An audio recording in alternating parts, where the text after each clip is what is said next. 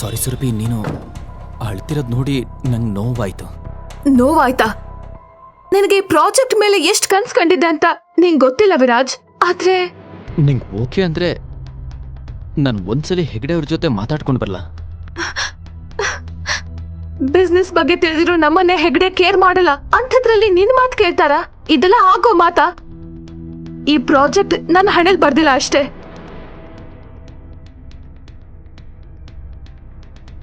ಸುರಭಿ, ಒಂದ್ ನಿಮಿಷ ವಾಶ್ರೂಮಿಗೆ ಹೋಗಿ ಬರ್ತೀನಿ. ಬೇಗ ಹೋಗ್ಬಾ.